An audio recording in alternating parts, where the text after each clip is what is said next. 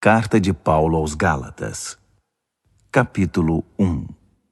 Eu, Paulo, com meus companheiros na fé, envio saudações às igrejas da Galácia. Minha autoridade para escrever a você não vem de ninguém, nem procede de alguém de hierarquia superior, mas diretamente de Jesus, o Messias, e de Deus o Pai, que o ressuscitou dos mortos. Fui convocado por Deus. Quero saudá-los com as belas palavras graça e paz. São belas, pois nos lembram como Jesus nos resgatou do mundo maligno em que vivemos quando se ofereceu em sacrifício por nossos pecados. A vontade de Deus é que experimentemos esse resgate. Glória a Deus para sempre. Amém. Não posso acreditar no que ouvi. Como podem ser tão inconstantes? Como resolvem abraçar outra mensagem? Vocês estão traindo aquele que os chamou para a graça de Cristo. E vocês sabem que não se trata de detalhes irrelevantes. É outra mensagem, completamente diferente. É mentira deslavada sobre Deus. Os responsáveis por essa agitação estão virando a mensagem de Cristo de pernas para o ar. Quero deixar bem claro, se algum de nós, até mesmo um anjo do céu, pregar uma mensagem diferente da verdadeira e original, seja amaldiçoado. Vou repetir, se alguém, não importa a reputação ou as credenciais que possua, pregar uma mensagem diferente da que vocês receberam no início, seja amaldiçoado. Acham que falo desse modo para manipular alguém? Ou para impressionar o próprio Deus? Ou para ganhar aplausos do povo? Se meu alvo fosse popularidade, eu não seria escravo de Cristo. Saibam que a mensagem que transmiti a vocês não é mero discurso motivacional. Eu não a recebi de nenhuma tradição, nem a aprendi em alguma escola. Eu a recebi diretamente de Deus e de Jesus Cristo. Estou certo de que vocês ouviram a história da minha vida quando eu vivia no judaísmo. Na época eu perseguia a Igreja de Deus. Meu objetivo era destruí-la. Ninguém me superava no apego às tradições dos nossos antepassados. Mas Deus tinha planos para a minha vida. Quando eu ainda estava no ventre da minha mãe, Ele me escolheu e me chamou por sua graça, cheia de generosidade. Por sua intervenção, revelou seu Filho a mim para que eu o anunciasse aos outros povos, os que não são judeus. Logo depois desse meu chamado, fui para a Arábia. Não consultei ninguém e não fui a Jerusalém me aconselhar com os que já eram apóstolos. Mais tarde, voltei a Damasco. 3 anos depois, fui a Jerusalém para conhecer Pedro e saber mais sobre a fé. Foram apenas 15 dias, mas que dias aqueles! Com exceção de Tiago, irmão do Senhor, não vi nenhum outro apóstolo. Diante de Deus, estou falando a pura verdade. Então comecei meu ministério nas regiões da Síria e da Cilícia.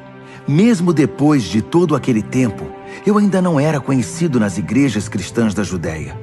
O que sabiam de mim era apenas isto: aquele homem que antes nos perseguia, agora está pregando a mesma mensagem que tentou destruir. E como eles agradeceram a Deus e o adoraram por minha causa.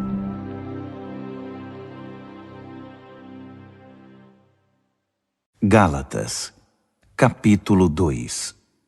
14 anos depois daquela primeira visita, Barnabé e eu subimos a Jerusalém e levamos Tito conosco. O propósito era esclarecer o que me fora revelado, e apresentei a eles exatamente o que eu estava pregando aos que não são judeus. Foi uma reunião com os líderes mais estimados da igreja, porque não queríamos que o assunto fosse motivo de debate público, trazendo tensão. Isso poderia prejudicar anos de trabalho e também meu ministério. É bom dizer que Tito, que não é judeu, não teve de se circuncidar. Mas houve alguns que se infiltraram na conferência, passando-se por cristãos. Eles vieram espionar a liberdade espiritual dos seguidores de Cristo. O propósito deles era nos reduzir à escravidão legalista, mas nós não demos chance a eles. Não podíamos permitir que vocês deixassem de lado a verdadeira mensagem. Quanto aos que eram considerados importantes na igreja, a reputação deles não me incomodou. Eu não me impressiono com aparências. Quanto mais Deus. Nenhum deles acrescentou nada à mensagem que eu prego. Logo ficou evidente que Deus me havia confiado a tarefa de pregar aos não-judeus a mesma mensagem pregada por Pedro aos judeus. Reconhecendo que Deus tinha me chamado, Tiago, Pedro e João, colunas da igreja, receberam a mim e a Barnabé e nos designaram para o ministério aos demais povos. E eles continuavam alcançando os judeus. Apenas acrescentaram um pedido: que nos lembrássemos dos pobres, o que é meu desejo profundo. Depois disso, Pedro veio a Antioquia. Acabei tendo de confrontá-lo, pois ele errou feio. Vou contar como foi. Antes que algumas pessoas da parte de Tiago chegassem à cidade, Pedro comia normalmente com os que não eram judeus. Mas depois que o grupo de Jerusalém chegou, todos conservadores, ele começou a evitar todo contato com seus amigos não-judeus. Isso provou que ele tinha medo do grupo conservador judaico, que tentava fazer valer o velho sistema da circuncisão. Infelizmente, o restante dos judeus da igreja de Antioquia aderiu à hipocrisia, até mesmo Barnabé. Quando vi que eles não se comportavam de acordo com a mensagem, contestei Pedro na frente de todos. Se você, que é judeu, não segue as regras judaicas quando não está sendo observado pelos guardiões de Jerusalém, que direito tem de exigir que os não-judeus se adaptem aos costumes judaicos só para causar boa impressão aos seus velhos amigos de Jerusalém? A verdade é a seguinte: nós, judeus, não somos superiores aos demais pecadores. Sabemos muito bem que não somos justificados diante de Deus por guardar regras, mas apenas pela fé em Jesus Cristo. Como sabemos disso? Nós tentamos, e com o melhor sistema de regras do mundo. Sabendo que ninguém pode agradar a Deus por esforço próprio, cremos no Messias para sermos justificados por Deus. Isso nunca acontecerá por praticarmos o bem. Já perceberam que ainda não somos perfeitos? Grande novidade. Mas vendo que gente como eu, que creu em Cristo e foi justificado por Deus, não é perfeita, teriam vocês a ousadia de acusar Cristo de ser conivente com o pecado? Que acusação leviana! Se eu tentasse ser justo praticando o bem, estaria reconstruindo aquilo que destruí. Estaria agindo como um charlatão. Explico o que aconteceu comigo. Tentei guardar regras e me esforçar para agradar a Deus, mas isso não funcionou. Então desisti de ser um homem da lei para me tornar um homem de Deus. A vida de Cristo me mostrou como fazer isso e me deu capacidade de viver assim. Eu me identifico totalmente com Ele. De fato, fui crucificado com Cristo. Meu ego não ocupa mais o primeiro lugar. Pouco me importa parecer justo ou ter um bom conceito entre vocês. Não estou mais tentando impressionar Deus. Agora Cristo vive em mim. A vida que vivo não é minha, mas é vivida pela fé no Filho de Deus, que me amou e se entregou por mim. E eu não volto mais atrás. Não está claro que voltar para a velha religião de guardar regras e agradar os outros é abandonar a nova vida de relacionamento com Deus? Não posso desprezar a graça de Deus. Se é possível ter um relacionamento vivo com Deus, apenas guardando regras, Cristo morreu em vão.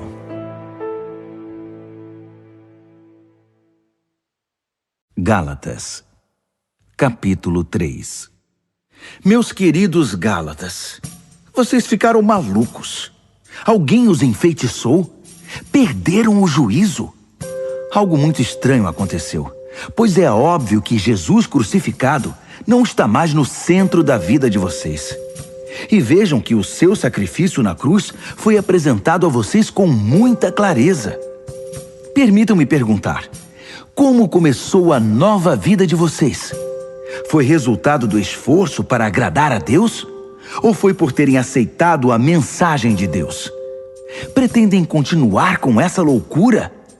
É preciso perder o juízo para pensar que é possível completar por esforço próprio aquilo que foi iniciado por Deus.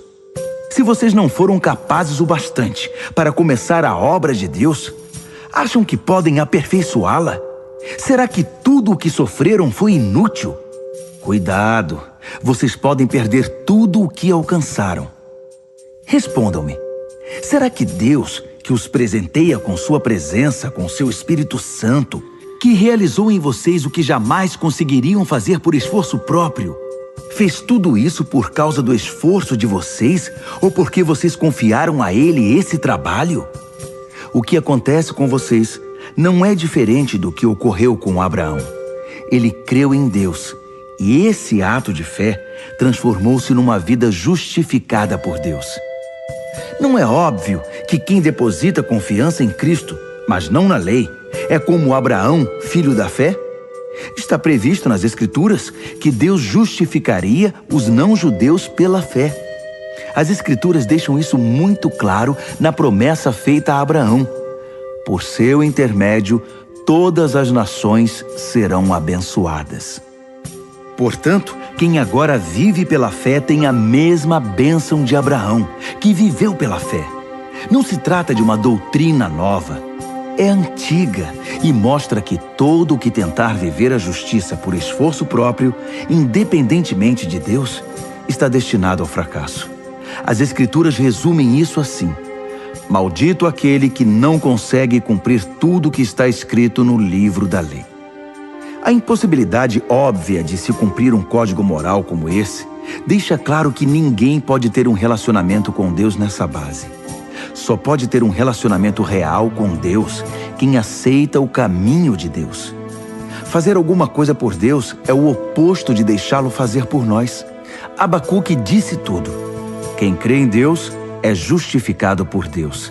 E essa é a vida real. A observância das regras jamais chegará à vida de fé. A pessoa apenas perpetuará o hábito de guardar regras, o que se vê nas Escrituras. Aquele que faz estas coisas, observar as regras, continua vivendo por elas. Cristo nos redimiu dessa vida amaldiçoada de derrotas, quando Ele mesmo a absorveu. As Escrituras dizem: maldito é aquele que for pendurado num madeiro. Foi o que aconteceu quando Cristo foi pregado na cruz. Ele se transformou em maldição e, ao mesmo tempo, deu fim à maldição. Agora, por causa disso, está tudo resolvido. E vemos que a bênção de Abraão está disponível para quem não é judeu também. Todos agora podem receber a vida de Deus, o seu Espírito que está em nós e conosco quando cremos, exatamente como Abraão o recebeu. Amigos, permitam-me citar um fato do cotidiano para ilustrar a vida de liberdade de que estou falando. Quando o testamento de alguém é ratificado, ninguém pode anulá-lo nem acrescentar-lhe nada. É o caso das promessas feitas a Abraão e ao seu descendente. Observem que as Escrituras, na linguagem cuidadosa de um documento legal, não dizem aos descendentes, referindo-se a todos em geral, mas ao seu descendente. A palavra está no singular, referindo-se a Cristo. Quero explicar esse texto. Um testamento, mais tarde ratificado por Deus, não é anulado por um acréscimo anexado 430 anos mais tarde. A promessa contida no testamento não foi negada. O adendo, com suas instruções e regras, não diz respeito à herança prometida no testamento.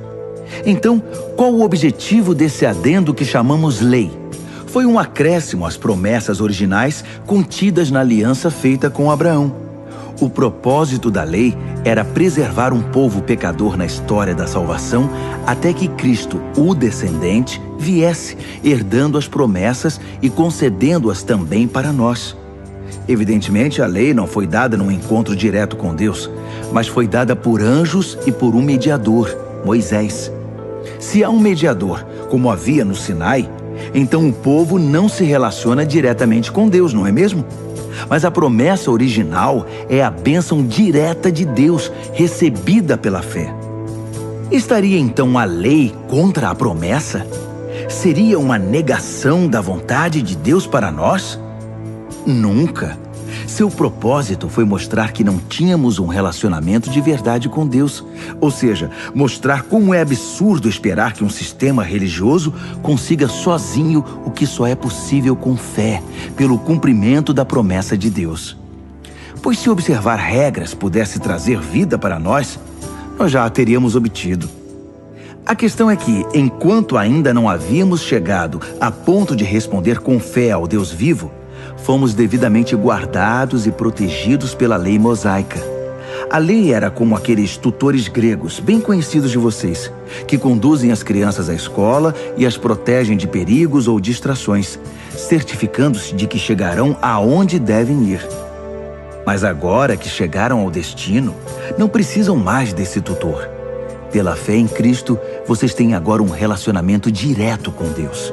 O batismo que receberam em Cristo não foi um simples banho, mas um novo começo.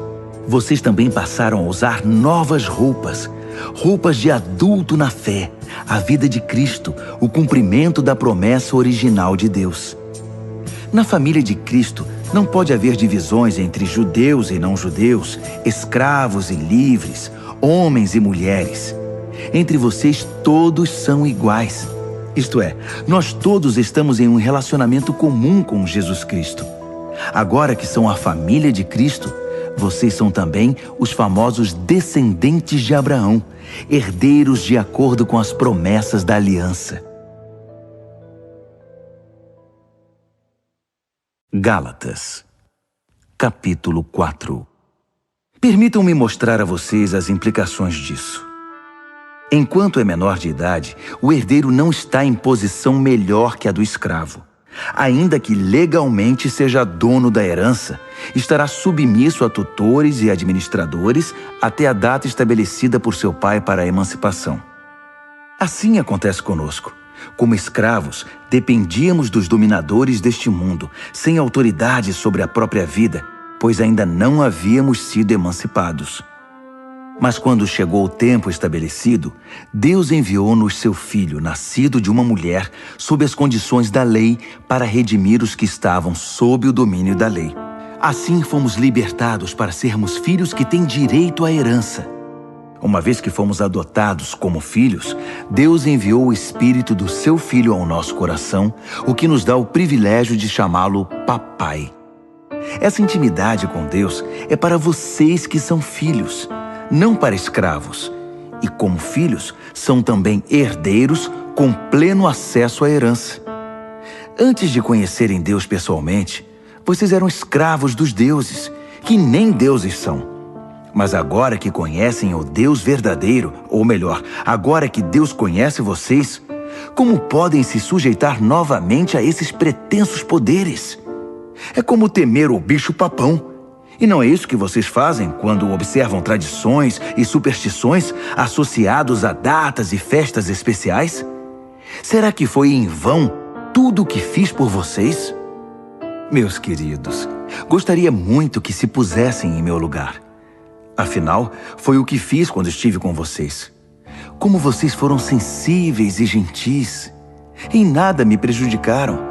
Quando preguei para vocês pela primeira vez, estava doente e nem pude prosseguir jornada. Sei que não é fácil receber um hóspede doente, mas vocês me trataram tão bem como se eu fosse um anjo de Deus, ou como se estivessem recebendo o próprio Jesus. O que aconteceu com toda aquela alegria? Sei que vocês teriam me dado os próprios olhos se fosse preciso. Tal era o carinho com que cuidaram de mim.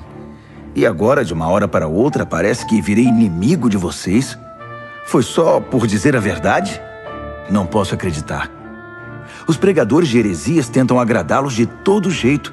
É pura bajulação. Eles querem acabar com a liberdade que a graça de Deus dá a vocês. O objetivo deles é fazê-los dependentes da aprovação e da orientação que pretendem dar. Querem apenas se sentir importantes.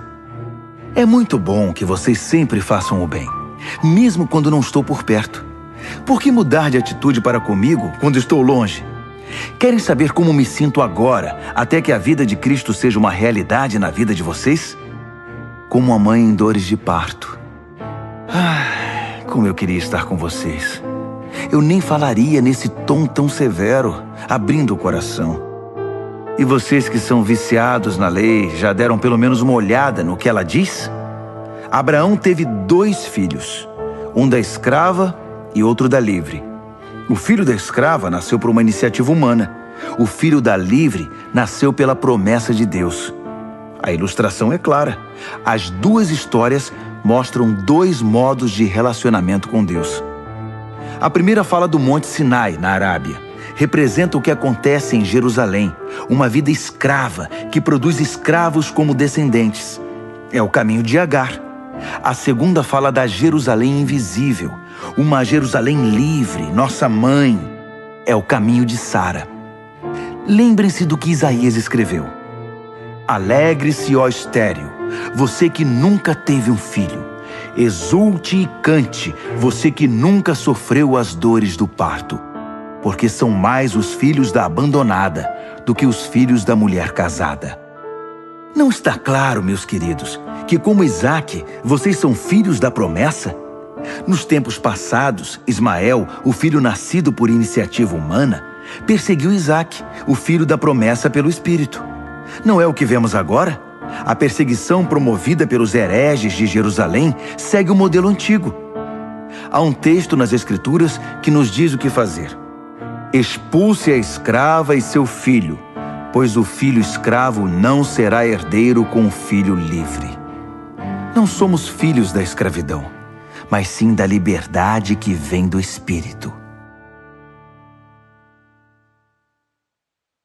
Gálatas, capítulo 5. Cristo nos libertou para viver uma vida livre. Permaneçam nessa liberdade. Nunca mais aceitem sujeitar-se a nenhum tipo de escravidão. Quero enfatizar o seguinte: no momento em que vocês se submetem à circuncisão ou a qualquer outro sistema de regras, o dom da liberdade que Cristo conquistou com sofrimento acaba desperdiçado. Repito, quem aceita o sistema da circuncisão troca a maravilhosa vida de liberdade em Cristo pelas obrigações da vida de escravo da lei. Creio que o que está acontecendo não era a intenção de vocês. Quem escolhe viver de acordo com seus planos religiosos, tentando ser justo, se desliga de Cristo e está fora da graça. Mas nós vivemos a expectativa de um relacionamento com o Espírito que satisfaz. Em Cristo, nem nossa religião mais criteriosa, nem a indiferença quanto a obrigações religiosas significam alguma coisa. O que importa é algo mais íntimo. A fé expressa em amor. Vocês estavam correndo muito bem. Quem os convenceu a se desviar do caminho da obediência? Por certo, não foi aquele que os convocou para a corrida. Por favor, não pensem que isso é insignificante. Basta um pouquinho de fermento para levedar uma grande quantidade de massa de pão. Lá no fundo, o Senhor me deu a certeza de que vocês não vão desistir. Mas aquele que está perturbando vocês, seja quem for, enfrentará o juízo divino. Saibam que o boato de que continuo a pregar a circuncisão, como eu fazia antes de encontrar o Senhor na estrada de Damasco, é um absurdo. Por que então eu ainda seria perseguido? Se eu pregasse a velha mensagem, ninguém ficaria ofendido. Omitir a cruz diluiria tanto a mensagem que ninguém se importaria. Quero saber por que esses agitadores tão obcecados pela circuncisão não se circundam totalmente. Poderiam se castrar. Não há dúvida que Deus chamou vocês para uma vida de liberdade. Mas não usem essa liberdade como desculpa para fazer o que bem entendem, pois assim acabarão destruindo-a. Em vez disso, usem a liberdade para servir o próximo com amor. É assim que vocês serão cada vez mais livres, pois o ensino da palavra de Deus resume-se numa única frase: ame o próximo como a você mesmo. Isso é que é liberdade. Se vocês vivem como cão e gato, vão acabar se destruindo. Querem perder a preciosa liberdade? Aqui vai meu conselho. Vivam nesta liberdade, motivados pelo Espírito de Deus. Só assim vencerão seus impulsos egoístas.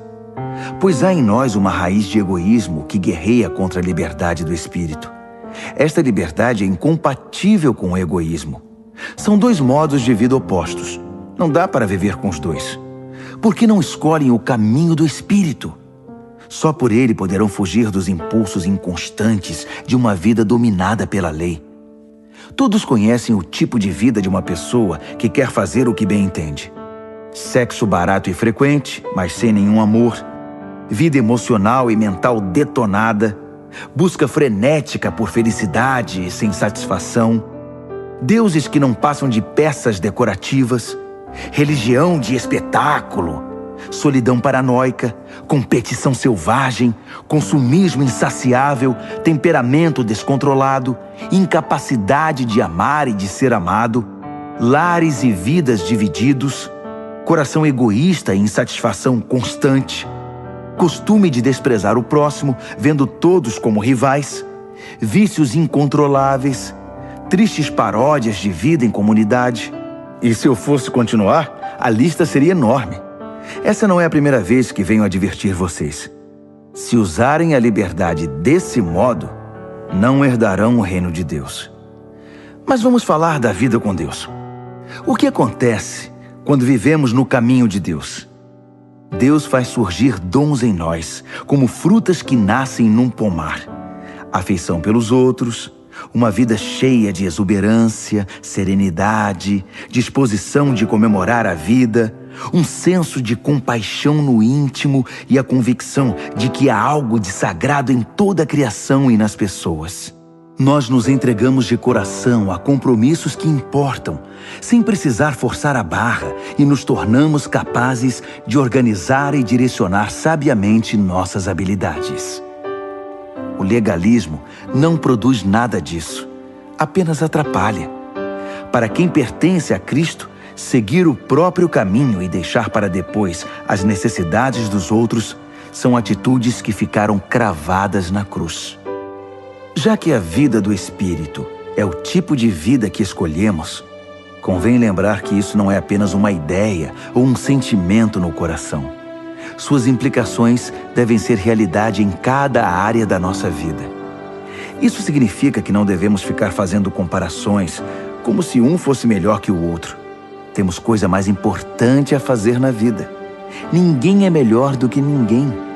Cada pessoa tem valor singular e inestimável. Gálatas, capítulo 6. Amigos, vivam com criatividade. Se alguém cair em pecado, restaurem-no com perdão. Guardem as críticas. Vocês podem precisar de perdão antes que o dia termine. Ajam com misericórdia e estendam a mão aos oprimidos. Compartilhem aquilo que pesa a vocês e cumpram desse modo a lei de Cristo. Se pensam que são bons demais para agir assim, estão muito enganados. Cada um examine com cuidado a si mesmo e a maneira segundo a qual está cumprindo a missão que recebeu e dedique atenção total a ela. Não fiquem admirando vocês mesmos, nem se comparando com os outros. Cada um precisa assumir o compromisso de fazer o melhor que puder com sua vida. Vocês, que já chegaram à maturidade, sejam generosos com aqueles que os instruíram, compartilhando com eles tudo o que de bom possuem e experimentam. Não se enganem, ninguém faz Deus de bobo. Toda pessoa colhe o que plantou. Quem planta egoísmo, ignorando a necessidade dos outros e a Deus, colherá o mal. O resultado de sua vida será frutos inúteis. Mas aquele que planta conforme Deus, permitindo que o Espírito faça a obra de crescimento nele, terá uma colheita de verdadeira vida, vida eterna. Portanto, não se cansem de fazer o bem. No tempo certo, teremos uma boa colheita, se não nos desesperarmos nem desistirmos. Cada vez que tivermos chance, trabalhemos para o benefício de todos, a começar pelos mais próximos de nós na comunidade da fé. Nestas linhas finais, chamo a atenção para os traços grossos da minha caligrafia, para ressaltar a importância do que escrevi. Aqueles que tentam impor a vocês a prática da circuncisão têm um único objetivo: querem parecer bons sem fazer esforço, pois não têm coragem de viver a fé que compartilha o sofrimento e a morte de Cristo. A doutrina deles nada é, até porque nem eles guardam a lei. Observam apenas as leis que interessam aos seus propósitos. Eles querem que vocês sejam circuncidados para que possam se orgulhar do sucesso em recrutá-los para o lado deles. Como são desprezíveis! Quanto a mim, não vou me orgulhar de nada, a não ser da cruz do nosso Senhor Jesus Cristo. Por causa daquela cruz, fui crucificado aos olhos do mundo, libertado da atmosfera sufocante, da necessidade de agradar os outros e me encaixar nos padrões mesquinhos ditados por eles. Percebem que esta é a questão principal? Não é o que fazemos, como submeter-se à circuncisão ou rejeitá-la. É o que Deus está fazendo. E Ele está criando algo novo, uma vida livre. Todos os que caminham por esse padrão são um verdadeiro Israel de Deus, seu povo escolhido. Paz e misericórdia sejam com eles. Francamente, não quero mais ser incomodado com essas disputas. Tenho coisas mais importantes para fazer, como viver a fé com seriedade. Trago em meu corpo as cicatrizes do meu trabalho por Jesus. Que tudo o que nos é concedido livremente pelo Senhor Jesus Cristo venha a ser de fato de vocês, meus queridos amigos. Amém.